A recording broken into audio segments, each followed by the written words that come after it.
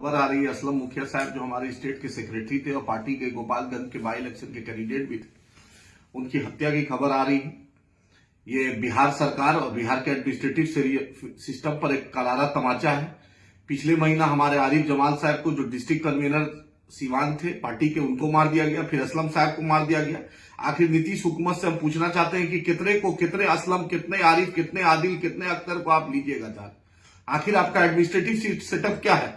क्या एमआईएम को आप बिहार में राजनीति नहीं करना नहीं देना चाहते? क्या मुसलमानों की एक आवाज जो बढ़ रही है आप नहीं चाहते? कभी बैरिस्टर असदुद्दीन ओवैसी साहब पे हमला, कभी अकबर साहब पे हमला, कभी अख्तर उल ईमान साहब पे हमला, कभी हम पर धमकी, क्या कभी असलम साहब की शहादत? हम शहादत को रायगा जाने नहीं देंगे। हम बिहार के डीजीपी साहब से पूछना चाहते हैं, होम सेक्रेटरी साहब से पूछना चाहते हैं, वहां के जिला एसपी साहब से पूछना चाहते हैं, आखिर आपका एडमिनिस्ट्रेटिव सिस्टम है क्या? इंटेलिजेंस है क्या? आखिर असलम साहब एक प्रतिष्ठित आदमी थे, पार्टी के भी थे और सामाजिक कारकुन थे, मदरसा से जुड़े हुए थे, एक समाज में उनका एक अलग पहचान थी। आप उनके साथ एक निर्भय हत्या करवा दीजिएगा। आखिर बिहार सरकार किस राह पे जा रही है? क्या ये जंगल राज 2, 3, 4 क्या इसको कहेंगे? आप बतलाइए। पिछले महीना आरिफ जमान साहब चले गए, कभी अख्तर उल ईमान साहब को जान से मारने की धमकी, हमको धमकी। क्या हम इस देश में हमें रहने का अधिकार? याद रखिएगा, हम डरने वाले नहीं है।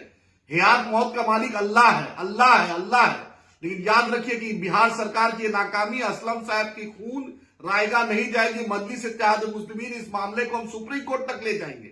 हम home ministry Delhi, home ministry Patna को भी हमने रिक्वेस्ट किया था सिक्योरिटी के लिए, अख्तर उस्मान साहब के लिए, कोई जवाब नहीं।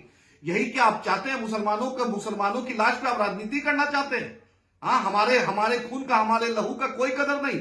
हम राजनीति भी नहीं करें, हम अपनी आवाज भी नहीं उठाएं।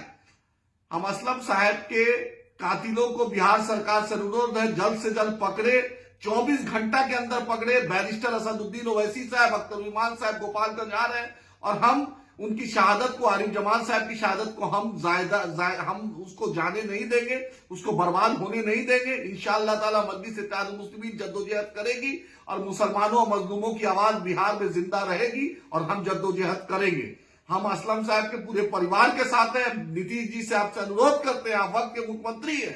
हम डीजीपी साहब से, होम सेक्रेटरी साहब से अनुरोध करते हैं कि आप अपराधियों पर अंकुश लगाइए। बिहार में जो निर्भय हत्या हो रही है, इस पर अंकुश लगाइए।